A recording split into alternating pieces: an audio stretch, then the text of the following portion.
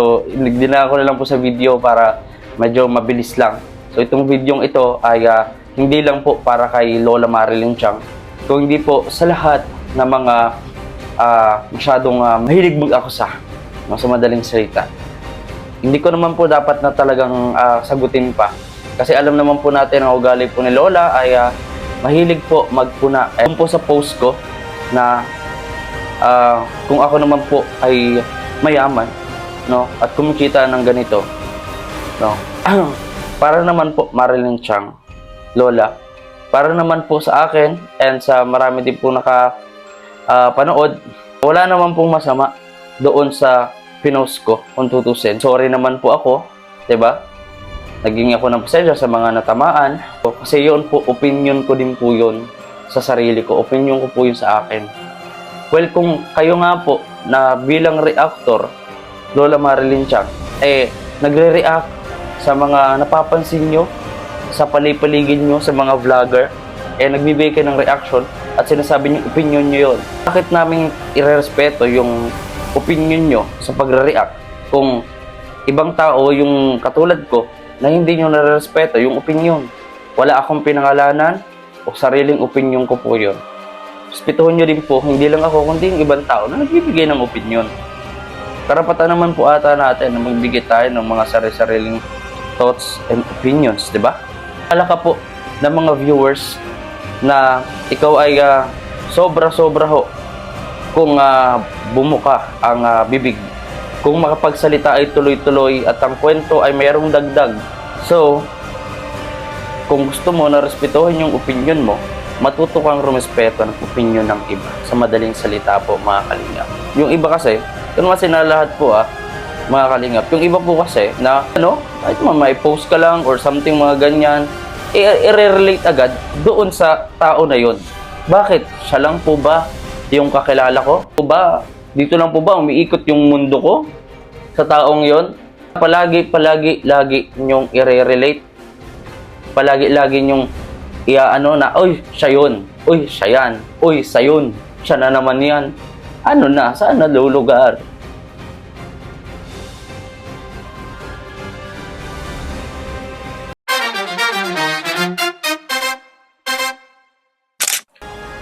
So, hello po mga kalingap, isang mapagpalang gabi at araw po sa ating lahat, sa mga nanonood po OFW at sa lahat po na nanonood dito sa Pilipinas. Magandang araw po. Ito pong muli si VG Scheme Official at ngayon po ay nagbabalik sa Team Kalingap. At syempre, shoutout po kay Kuya Balsanos Matubang, Kalingap Rab, Ate Edna Vlog at syempre sa lahat ng Team Kalingap.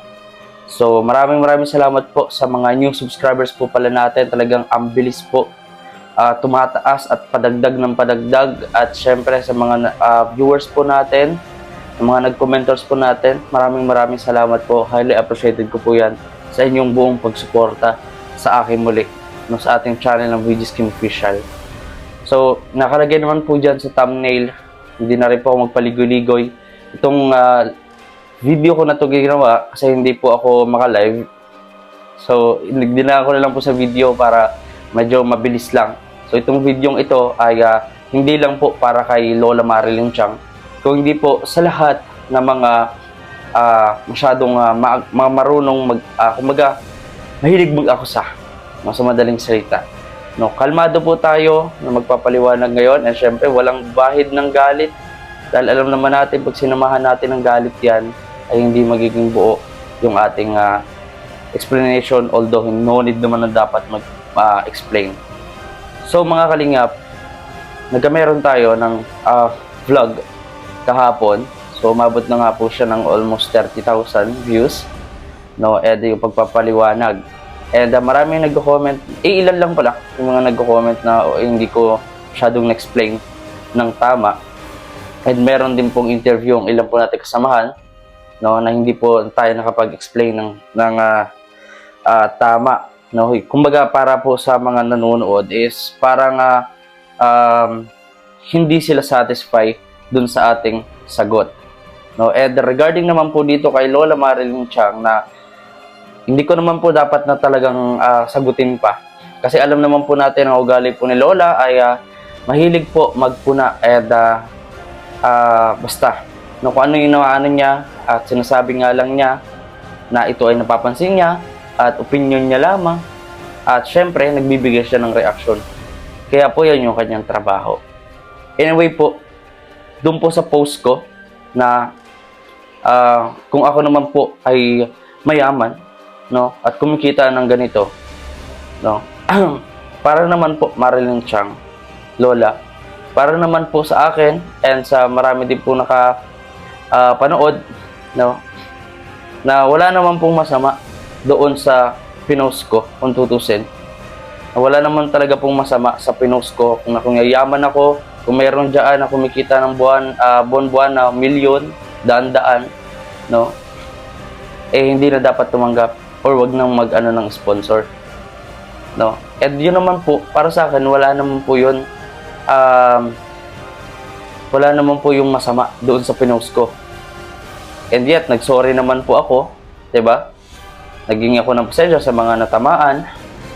Pero yun po ay wala naman pong masama sa pinost ko. Kasi yun po, opinion ko din po yun sa sarili ko. Opinion ko po yun sa akin. Well, kung kayo nga po na bilang reactor, Lola Marilyn Chang, nagre-react sa mga napapansin nyo, sa palipaligid nyo, sa mga vlogger, nagbibigay kayo ng reaction at sinasabi nyo opinion nyo yun. No? So, bakit namin irerespeto yung opinion nyo sa pagre-react kung ibang tao yung katulad ko na hindi nyo nare-respeto yung opinion? Wala akong pinangalanan o sariling opinion ko po yun, mga kalingap. At wala naman pong masama kung meron po akong opinion kasi sarili ko po ito, no? Kung gusto nyo po na respetuhin kayo o yung opinion ninyo, respetuhin nyo rin po ako. Respetuhin nyo rin po, hindi lang ako, kundi yung ibang tao na nagbibigay ng opinion. No? Karapatan naman po ata natin na magbigay tayo ng mga sari-sariling thoughts and opinions, di ba? Lalo na sa social media. Pero ganun pa man, ay humingi tayo ng dispensa, no, sa mga natamaan. Alam po natin yan. So, syempre, pero yun po ay thoughts ko lang, opinion ko lang, at sana respetuhin po ninyo, Lola Marilyn Chang. Kilala ka po ng mga viewers na ikaw ay sobra-sobra ho kung bumuka ang bibig, no? Kung makapagsalita ay tuloy-tuloy at ang kwento ay mayroong dagdag. Naintindihan ko po, Lola Marilyn Chang, and sa mga viewers mo na nakikinig sa'yo, na yan yung trabaho mo and dapat paniwalaan ka, di ba? Yun yung sinasabi. Yan yung iyong sinasabi. Na ganito at pinatutuhanan mo. No? So, kung gusto mo na respetuhin yung opinion mo, matuto kang rumespeto ng opinion ng iba. Sa madaling salita po, mga kalingap. Na, and sabihin niyo po, kung mali po ako, sa mga nanonood po sa atin, mga kalingap, yun po, no? Opinion ko po yun at wala akong pinatatamaan. General yun, no? Opinion ko yun. Ganun po yun. Syempre, no? Unang-una, salamat ako kay Kuya Val, kay Ninong Val. Naintindihan niya eh. Napakatalino talaga ni Kuya Val. Di ba po, nag-live siya. Naintindihan niya yung gusto kong iparating na hirap ako nung una na bigkasin kung ano ba talaga yon, kung ano yung nasa dulo ng dila ko. Ano ba yung nasa dulo ng dila ko po? No? So, ayun po. Maraming salamat po kay Ninong Val. No? At naintindihan niya yung ating gustong iparating. Which is, sinabi nga niya mismo na wala naman mali doon sa ating sinabi. And tama na, yun nga, opinion ko yun. Kaya matuto po tayong respetuhin yung opinion po ng bawat isa. No? kung bilang reactor ako, kunwari, ikaw po ay vlogger na magre-react ako sa'yo, ay kasi ganito ka, bungangera, takalera, no? Ito yung opinion ko sa'yo, ganon. No? Respetuhin nyo din po yun. Ito yung expression ko sa'yo eh. Diba? Yung iba po, yung iba kasi, kung kasi na lahat po mga kalingap, yung iba po kasi na kahit ano, kahit may post ka lang or something mga ganyan, i-relate agad doon sa tao na yon. Bakit? Siya lang po ba yung kakilala ko? Siya lang po ba? Dito lang po ba umiikot yung mundo ko sa taong yon? Para palagi nyong i-relate. Palagi nyong iaano na, oy, siya yun. Oy, siya yan. Oy, sa yun. Siya na naman yan. Ano na? Saan na lulugar? So, nakakatawa lang talaga po, mga kalingap. No? Na ganun kadali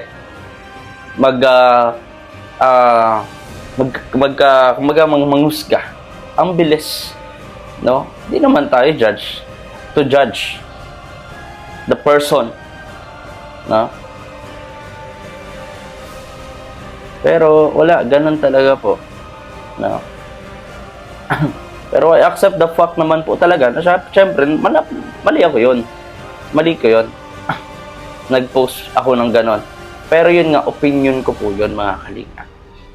And respeto na lang po. No? Respeto na lang po tayo sa opinion. Lagi naman tayo may opinion lahat. So, ayun, kung gusto niyo po na respetuhin kayo, matuto din po kayo respeto ng kapwa nyo.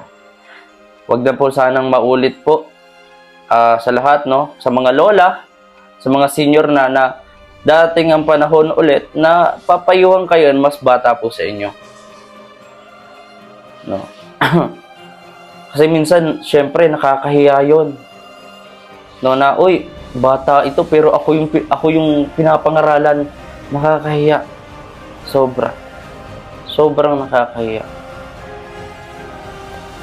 Ganun pa man po, papasalamat po sa inyo lahat. Kasi unang-una, talagang tumataas po ang views natin, tumataas po ang subscribers po, araw-araw dumadagdag. Hindi lang 100, hindi lang 200. Ayan, talagang dumadagdag po talaga. Sa isang araw, dumadagdag siya ng mga 3. So makikita nyo yan sa Social Blade, i-search nyo po yung ating channel. Makikita po ninyo doon. Siyempre, sa tulong po yan ng Team Kalingap. Kaya maraming pong salamat sa suporta ng Team Kalingap po, no, sa ating tahanan na muling binalikan. And sana po, naunawaan na po ng lahat. No? And tanggap ko naman po yung mga negative comments or feedbacks ng iba. Ganyan talagang social media. Patibayan lang ng loob. Kaya, laban lang. Oo, di ba? At syempre, 'di ba, kung mag-grow ang channel natin, di ba? Ito yung pag-grow na hindi natin kailangan manira para umangat. 'Di ba? Yan yung masarap sa feeling po, mga kalingap. Yung unti-unti na nag-grow, nag-stop lang ng ilang taon sa ganito, pero ulit nagbo-boom until hanggang ngayon. Kaya nagpapasalamat po ako sa inyo lahat. Papasalamat po ako. No, talagang na-appreciate ko po yung buong pagsuporta po ninyong lahat sa akin, sa ating channel. Maraming po salamat. Nakapagbigay sa akin yan ng pag-asa po na mas lalo ko pang galingan. Pag okay na yung revenue natin, next month, bibili tayo ng mga pang-ayuda natin. So, ano yan, pakita ko po yun sa inyo na ito ay galing sa ating channel, sa ating revenue, yung ibibili natin ng pang-aayuda. At kapag meron tayong mga deserving na pwedeng pabahayan, pwedeng tulungan, ilalapit po natin. Unang, syempre, sa founder ng Kalingap, kay Kuya Bal Santos Matubang. Yan. Syempre kay Kalingap Rab. Yan po ang ating gagawin. Kasi, syempre, di ba, hindi naman natin kumbaga kayang tulungan po lahat, di ba, mga Kalingap? So, kapag meron tayong na-scout, re-refer po natin sa mas may kakayahang tumulong. Sa ganung paraan po, di ba, nakatulong din tayo. Naging part tayo ng improvement or development nila sa buhay. Di ba, nabigyan ng pag-asa ang bawat pamilya. So, mga Kalingap, maraming salamat po sa inyong panonood sa ating vlog. Sa mga hindi po nag-skip ng ads, maraming pong salamat. Yan po kasi ang ating gagawing puhunan, no? Para po makabili tayo ng pang-ayuda by the next month. Makabili tayo ng bigas, na ipamimigay natin at syempre grocery. So mga kalingap, wag po kayo mag-skip ng ads, and kung pwede, mas maraming shares, mas maganda. Pag maraming likes, mas maganda. So yun po ang ating layunin na uumpisahan by the next month. So ngayon po talagang bagsak ngayon, pero next month pa natin ma-redeem to. Kaya maraming salamat po sa inyong patuloy na pagsuporta at paniniwala sa ating channel, at lalo po sa akin na makapagsimula po tayong ulit. And after nun, iiwas na tayo sa ganitong issue or topic. Magpo-focus na tayo talaga sa full charity. So nagcha-charity naman po tayo, nakikita nyo naman po sa mga nakaraang upload ko, puro mga charity vlogs po yan. Nahinto lang kasi budget. So anyway po mga kalingap, maraming salamat, and sana po naunawaan po ninyo at respetuhin niyo po kung ano man po ang naipaliwanag ko po dito sa vlog ko, no? So may mga napanood naman po kayo mga interview sa akin. So para sa akin, and alam ko na mas inaabangan nyo kung ano talaga yung full explanation ko about doon. So nagkameron tayo ng time, at ayoko na sanang pag-usapan po, pero dahil kay Lola ay nabuhayan tayo ng loob. Thank you po kay Lola Marilyn Chang. No, maraming salamat. Nagbo-boost ang ating subscribers. Ayan, talaga tumataas po, sobrang taas. Puro green na siya mga kalingap. Anyway po, maraming salamat sa inyong patuloy na pagsuporta. Sama ng Kalingap Kuya Santos Matubang, Kalingap Rob at Edna. Maraming pong salamat. At sa buong team Kalingap, maraming pong salamat. Patuloy lang tayo sa paglingap at maging masaya lang palagi. Ito pong muli, si VG's Kim Official. Maraming salamat po mga Kalingap.